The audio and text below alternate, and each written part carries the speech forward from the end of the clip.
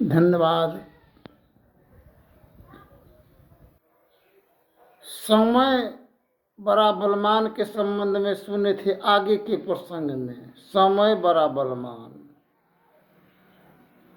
उससे बड़ा बलवान वक्त है।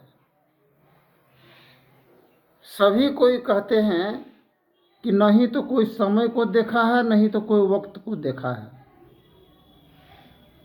तो अंधा 3 प्रकार का होता है। एक अंधा होता है तन का, एक अंधा होता है मन का, एक अंधा है धन का। किसी दूसरे की दिल की दर्द को तीसरा क्या जाने, नई दुल्हन की जवानी की जोश को हिजरा क्या जाने। दुल्हन किसे कहते हैं, दुल्हा किसे कहते हैं? यह जीवन, मानव जीवन जो है, नित्य प्रतिदिन नया नया रूप को धारण करता है। सजता है, संवरता है, मान चाहता है, सम्मान चाहते हैं और आदर कदर चाहते हैं। मन की आशा और अभिलाषाओं की पूर्ति हेतु हर एक कार्य क्षेत्र में अग्रसर रहते हैं।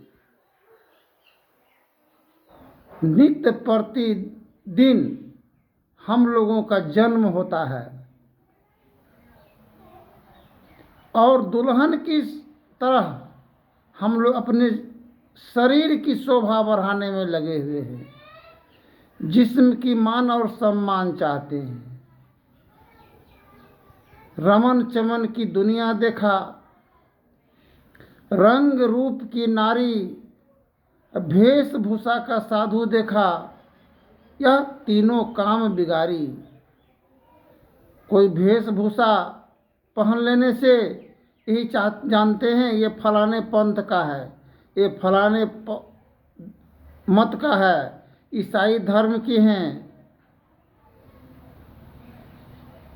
तो एवं प्रकार से पंथ पंथाई के भावों को हटाकर विचारा जाए एवं मूल एवं सार विचारों को ग्रहण किया जाए तो यही सिद्ध होगा सभी संतों का एक ही मत है। तो समय है क्या? माता पिता जब पोता तक हो जाता है, नाती हो जाता है, नाती पोता दादा दादी का पोस्ट को जब प्राप्त कर लेते हैं तो दादा दादी एक समय बन जाता है। समय तो क्या माँ बाप को हम लोग दादा दादी को देखे तो क्या समय को नहीं देखे? और वक्त है पुत्र, वक्त रहते हुए माता पिता का सम्मान आदर कदर अगर नहीं कर सके तो वही वक्त एक दिन फिर समय बनेगा, फिर उनका अनादर होगा, अनाकृति विचार होंगे उनके साथ, जलील होना पड़ेगा। जिस प्रकार माता पिता को जलील विवश मोहताज करते हैं, एक दूसरे की शोषण करने में लगे हैं, मान हनन करने में लगे हुए हैं, अपमान और बदनाम करने में लगे हुए हैं। तो ये पंथ पंथाई से हम लोगों को लाभ क्या मिल रहा है? कुरान शरीफ में लिखा हुआ है, हुस्न सूरत चंद रोजा, हुस्न सीरत जिंदगी, सबसे बड़ा नकाब है सीरत। दिली विचार, मोहब्बत, इज्जत, आदर और कदर और मान सम्मान जिसके पास में है तो सबसे बड़ा नकाब वही है।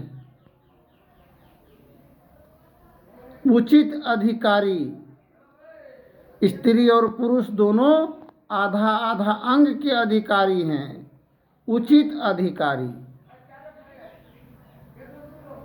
एवं प्रथम पक्ष के सदस्य। प्रथम पक्ष के सदस्य हैं कौन? माता पिता हैं, वही हैं समय।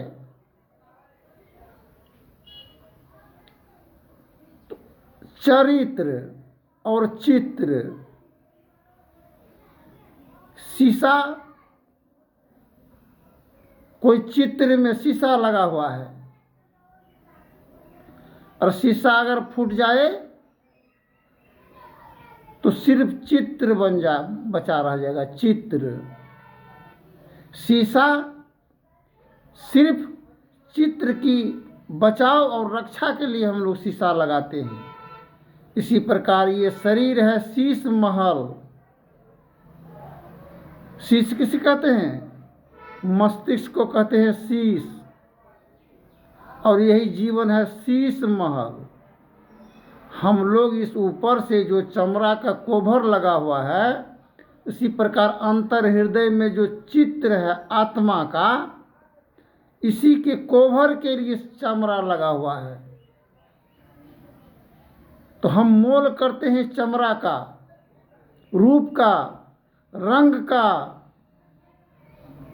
गंध का और स्पर्श का। रूप, रंग, गंध, स्पर्श, यह रूप से हम लोग जानते हैं कि हम स्त्री हैं और पुरुष हैं, किंतु आत्मा का रूप क्या है? एक ही रूप है। रंग गोरा है, काला है, सांवला है, किंतु आत्मा का रूप एक ही है। जिस प्रकार तकिया में रंग बिरंग का खोल होता है, तकिया का खोल को छू लेने से रुई का कुछ बिगड़ नहीं जाएगा और मान हानि नहीं हो जाता है। गंध, गंध खुशबू को कहते हैं और गंध बदबू को भी कहते हैं। जिसके अंतर हृदय दिल में सीरत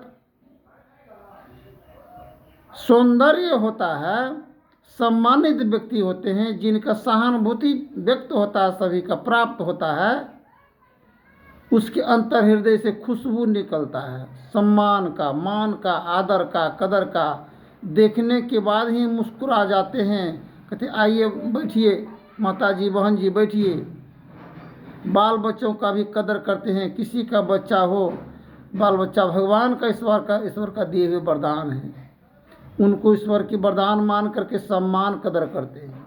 अपमान नहीं करते हैं, बदनाम नहीं करते हैं, जलील नहीं करते हैं, किसी पर तोहमत और शिकवा गिला का आरोप नहीं लगाते हैं।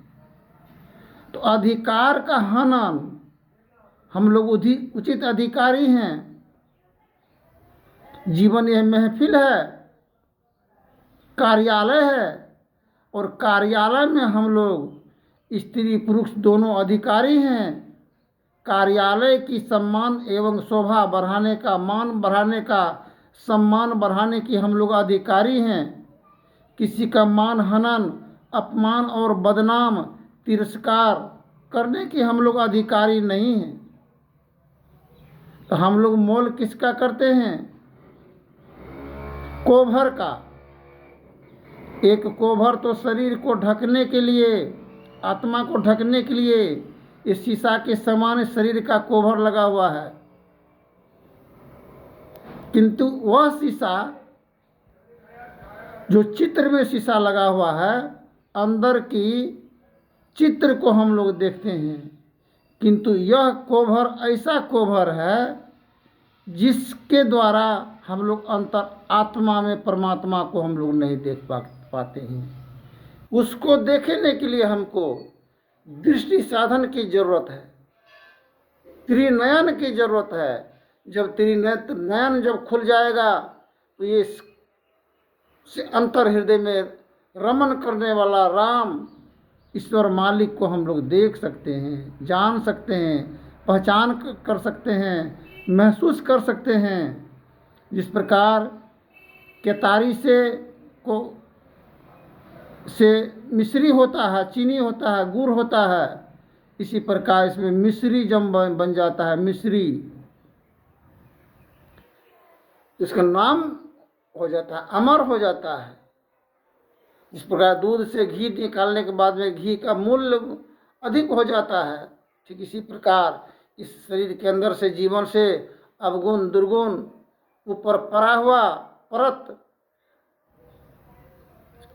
छिलका का बाहर जब हो जाता है तो अंतर वह रस निकलता है, जिस प्रकार मधु का रस होता है, मधुपान करते हैं।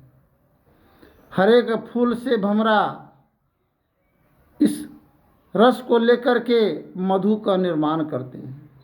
ये शरीर एक दुकान के समान है। जिसमें यह दुकान के समान है।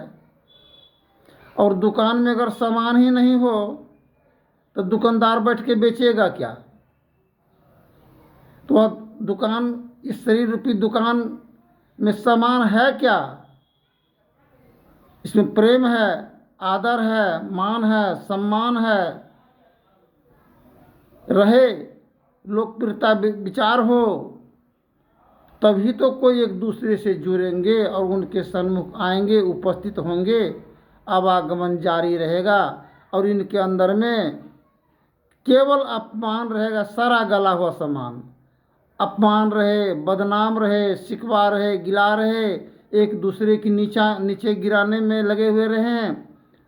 तो ये जीवन, ये दुकान बदसूरत की तरह बन जाता है। जिसका दुकान गंदा और बदसूरत होता है, सफाई नहीं होता है, उसके दुकान का सामान भी बदसूरत होता है, सामान भी खाने की इच्छा और चेष्टा नहीं होता है। ठीक इसी प्रकार अपने आप की सफाई, तन का और मन का और धन का, मन का और वचन का, कर्म का सफाई जब हम लोग को करने लग जाएंगे तो जीवन सफल हो जाएगा और जीवन धन एवं कृतार्थ हो जाएंगे। धन्यवाद। जय हिंद, जय भारत। आगे की प्रसंग में बोलेंगे।